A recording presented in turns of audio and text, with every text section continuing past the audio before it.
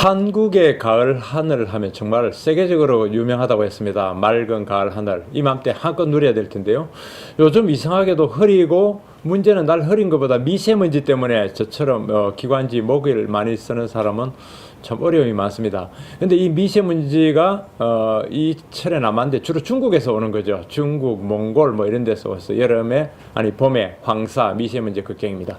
그런데 여기서 보면 재밌는 현상이 하나 있습니다. 미세먼지나 황사 나오면, 특히 미세먼지, 그럼 한국에서는 굉장히 우리는 뭐 걱정하고 인체 안 좋다, 조심하라, 일기예보 할 때도 그런 얘기 하는데, 정작 중국에서는 덜 요란스러운 것 같습니다. 그렇다면 왜 그럴까요? 중국은 뭐 대륙적 기질이 있어서, 혹은 스스로 그 원인 제공자라서 조용하고, 기질 때문에 조용하고, 한국은 뭐 무슨 반도 이를테면 뭐 좀 뭐랄까 성급하고 못 참아서 그럴까요? 아니죠. 우리는 3만 달러 정도 되는 소득이 되니까 이런 미세먼지에도 걱정을 하게 되고, 우리의 인격과 우리의 인간의 존엄성을 그렇게 살피는 사회입니다. 중국은 아직, 미안하지만 아직은 소득 6천 달러 아닙니까? 그러니까 미세먼지나 황사 외에도 뭐 위해 요인이 무지 많기 때문에 인간의 귀함이 그렇게 우리처럼 올 수가 없는 거죠. 그래서 경제가 발전되고 자본이 축적되고 잘 사는 사회가 되면 그렇게 사람에 대해서 인간의 귀함이 저절로, 인간의 존엄성이 누가 뭐라 하지 않아도 따지게 되고 위해 요인을 가리게 되고 그런 겁니다. 그래서라도 우리가 경제를 더 발전시키고 정말 선진사회로 만들어야죠. 그게 인권과 인간의 귀함을 가리는 길입니다. 어쨌든 그 미세먼지 조심하십시오. 미세먼지를 보면서 우리 반응하는 나라별 그 수준을 볼 때도 역시 소득과 그런 경제적 수준이 그렇게 반영되고 있다고 생각합니다. 미세먼지 주의보가 나오니까 그 생각이 들었네요. 자, 이제 기사 볼까요? 오늘 10월, 그러니까 22일 목요일자 환경입니다. 일면에는요, 요 톱보다 아래 먼저 기사 보겠습니다. 전 이게 더 와닿더라고요. 최경환 경제부총리가 의미 있는 얘기를 하나 했습니다. 근로시간 단축 너무 서두르지 마라. 근로시간 단축 서두르면 교각사루, 작은 거 바로 잡으려다 큰 거 버린다. 즉, 요 한자 교각사루라는 것은 소의, 황소의 뿔이 삐뚤어진데 그 뿔 삐뚤어진 거 바로 잡겠다, 소 잡는다 이 말이죠. 그 작은 거 바로 잡으려다 큰 걸 놓친다 이 얘기입니다. 근로시간 단축은 아시다시피 MB 정부 말기에 이채필 씨가 노동부 장관할 때 이거 굉장히 서둘렀습니다. 정부 여당이 그 이후로 계속 하겠는 건데요. 요지는 한마디로 우리가 일을 너무 많이 한다. 제가 볼 땐 전혀 동의하기 어려운데, 통계로 나오는 OECD 근로시간 가지고 일을 너무 많이 하니까 일을 적게 하자. 그래서 인간다운 삶을 누리자. 또 나아가서는 근로시간을 줄임으로 해가 사람을 더 많이 채용하고, 그러면서 일자리를 늘리자. 뭐 나눠먹기죠. 일자리 나눠먹기 차원에서 추진됐던 겁니다. 이채필 장관이 이게 전도사처럼 했고요. 당시에 제가 지식사회부장 하면서 이채필 장관 인터뷰도 많이 하고 했는데 강조하더라고요. 그런데 그 근로시간 단축, 이게 지금은 무리다. 단계적으로 시행해야 된다. 근로시간 단축은 이제 핵심은 이겁니다. 보통 우리가 지금 한 주에 52시간을 일할 수 있고, 주말에 8시간씩 해서 16시간을 더 일하는 거를 근로시간에 이제 주말로 예외로 해서 포함 안 시키는데, 근로시간 단축을 제도하면 그것까지 52 플러스 16으로 해서 한 주일에 68시간씩 일을 못하게 하는. 그러니까 이렇게 되면은 근로시간 외에 하게 되면 시간의 수당을 많이 줘야 되고, 일요일 근무는 또는 일요일 근무의 야간은 그 1.5배 또 배 뭐 이런 식으로 복잡하게 이제 비용도 늘어나는 거죠. 그래서 기준을 낮추면은 추가로 하는 근로 시간의 수당은 전부 다 비용을 들어가는데, 지금 그거 따질 계제가 아니다 하는 것은 굉장히 중요한 얘기라고 봅니다. 정부가, MB정부에서 지금까지 새누리당과 해온 근로시간 단축에 대해서 뭔가 선회를 하겠다 하는 그런 기사를 봅니다. 산업계 기사, LG가 잘 나갔네요. LG가 핵심 부품, LG, 여기서 LG라면 LG전자입니다. 특히 LG전자 중심으로 핵심, 전자가 자동차 회사야. 이것도 재밌는 부분이죠. LG전자가 핵심 부품 11개 종류를 GM의 전기차에 장착한다. 그러니까 LG전자쯤 되면 이미 전자회사일 뿐만 아니라 자동차 회사에도 많이 부품을 공급하는, 그러니까 전기, 전자, 뭐 자동차, 기계, 이게 이제 융합이 되는 시대가 됐습니다. 어쨌든 LG가 이렇게 GM, 한때 세계 최대였다는, 아직도 미국의 최대 회사인 GM의 전기차에 특히 쉐보레 볼트 EV형 모델의 핵심 부품 11개 종을 공급한다고 합니다. LG전자 주가가 어제 14% 급등했네요. 뭐 축하합니다. 3면에 관련 기사가 있던데요. 볼까요?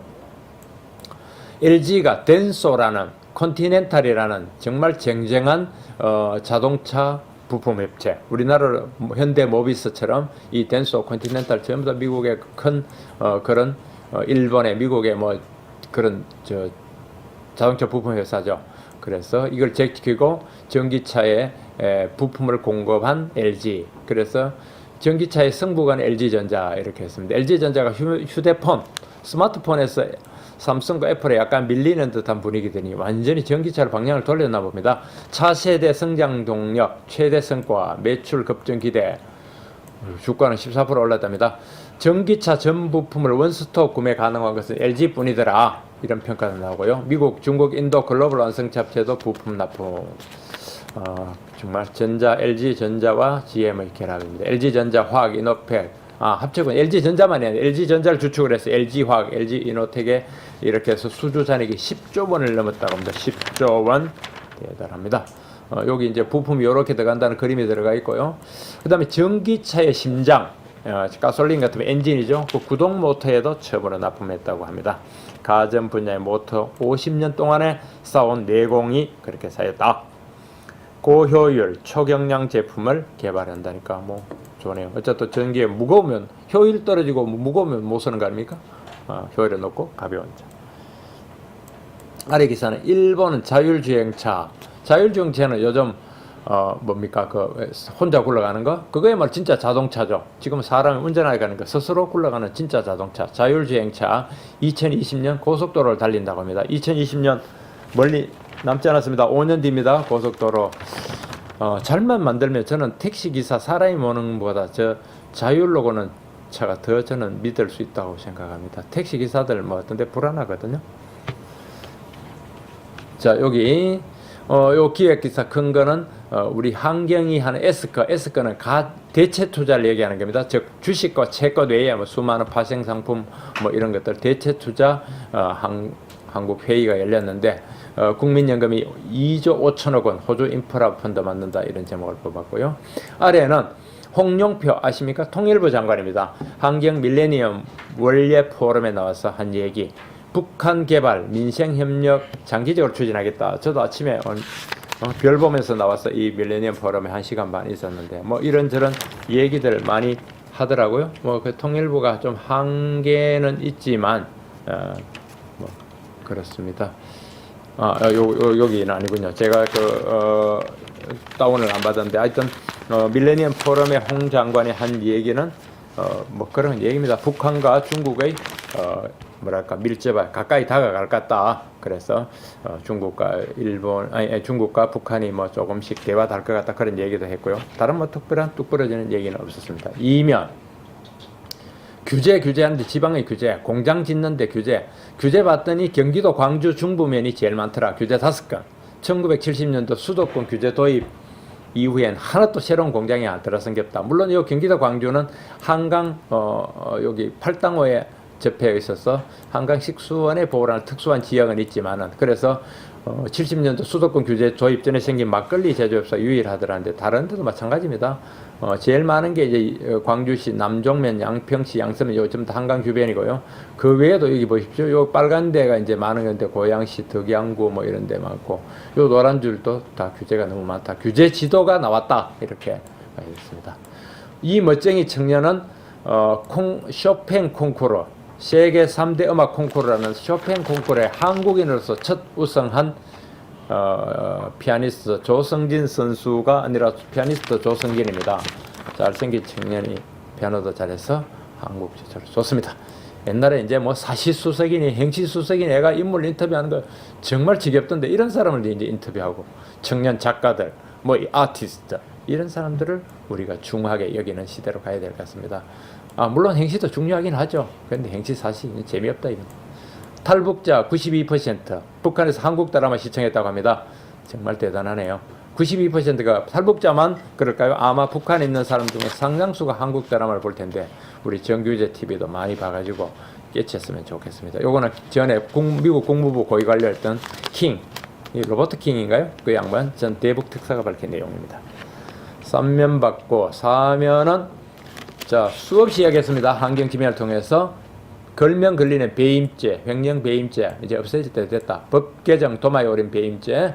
그래서 횡령 배임죄, 기업들 시급한 구조조정까지 막는다. 요거는 이제 원스톱법에도 요게 들어가 있습니다. 한경희 후원한 법에서 수많은 전문가들이 나와서 이젠 정말 배임죄, 횡령죄 없앨 때 됐다. 배임죄 구성 요건은 모호해졌고요.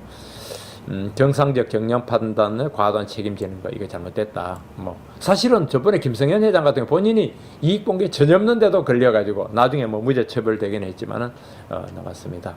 우리는 걸면 걸린다. 빈병 품귀 현상이다. 대선 주조 공장 가동 중단. 빈병이 없다네요. 빈병에 꽁초 털어넣지 말고 깨끗하게 써서 리사이클링 합시다. 롯데 주조도 빈병 없어서 가동 중단이 갔고요. 공병 수집 상인들이 사재기. 이것도 빈병 모으는 사람이 또 사재기 한다네요. 참 문제네. 공정위 과잉조사 때 기업의 거부권을 보장한다. 당연히 가야 될 거 아닙니까? 이거 잊어야 되나요? 공정위가 과잉조사가 많았다고 인정하는 것 같기도 하고요. 과잉조사하면 안 됩니다. 딱 합법적으로 규정이 된 것만 있죠. 그러나 이런 조사가 우리가 많습니다. 뭐 공정위, 국세청, 검찰, 소위 권력기관은 내가 과잉조사하고 겁주고 막 이런 게 많습니다. 불합리한 조사 관행은 대폭 철폐하는 계기가 되어야 될 것 같습니다. 정치면 오랜만에 한번 봅시다.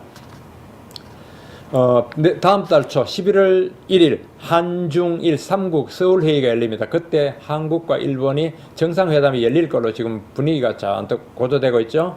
다음 달 초 한중일 만날 때 박근혜, 아베 나란히 관계 개선 메시지를 던졌다. 박 대통령은 올바른 역사인식 토대로 전진하고 있다. 아베 한국과의 관계 발전시키고 싶다. 이래서 관계 개선 메시지가 나오고 있네요. 그래서 한중일 정상회담 앞두고 별도의 따로 한일 정상회담 성사가 돼가는 분위기인데 실제로 성사될지 관심이 고조된다는 겁니다. 한일 친선 우호 모임 행사에서 영상 통해서 박 대통령이 미래 발전 언급했고요. 뭐 일본에서도 그런 사인이 많이 옵니다. 자, 특수활동비 이런 거 국정원 정보기관 이런 데 많이 쓰는 거죠. 8,800억 삭감 놓고 여와 야당 예산철 충돌하고 있다고 합니다. 건너뛰고 국제면 봅시다. 지금 뭐 잘 나가죠. 중국의 시진핑 영국에 아주 국빈 방문해가지고 영국 여왕하고 같은 황금마차 타고 하고 가라던데 밀월 관계. 영국과 중국 항공, 금융, 원전 협력 경제 밀월이다. 원전은 저번에 발표도 났죠. 수주하고 앞으로 수주한다. 캐머런과 시진핑 300억 파운드 규모 경제 협력 프로젝트에 서명했다고 합니다. 중국은 런던서 위안화 국채 발행하고 미국이 좀 떨떠름하게 본다고 합니다. 영국 요커 즉 중국 관광객 확대 위해서 비자 유효기간 내리고 잘 좋습니다. 시진핑 의회 연설은 아직은 냉랭하다 됐네요. 블룸버그 대선 출마 등 떠미는 월가. 블룸버그 미국에서도 아주 부자 그룹에다 들어가 있는 바로 전 뉴욕 시장 블룸버그 통신을 한때 오너로 지금 한때가 지금 오너죠. 입맛이 맞는 후보 없다 해서 공화당에서 블룸버그를 밀고 있다고 합니다. 공화당의 지도부 공백 사태 이런 얘기도 있고 요 기사는 거품이 꺼져간다고 하네요. 실리콘밸리의 스타트업 기업 즉 새로 사는 신생 기업들이 거품이 꺼져간다고 합니다. 드롭박스 이런 기업 가치 평가가 떨어진다 이런 얘기가 있고요. 옆에 또 약간 스트레스 받는 기사 전혀 스트레스 받지 마십시오. 이런 기사 하나 있습니다. 작년에 5천만 달러 우리 돈으로 하면 한 500억 내지 600억 원 정도 번 미국의 슈퍼 직장인입니다.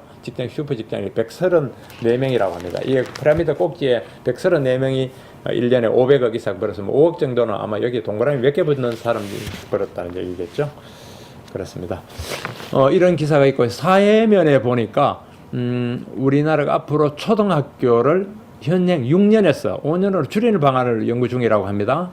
그러면 중학교부터 들어가는 시기가 앞당겨지는데 글쎄 학제도 시대가 변하면 바꿀 필요가 있겠죠.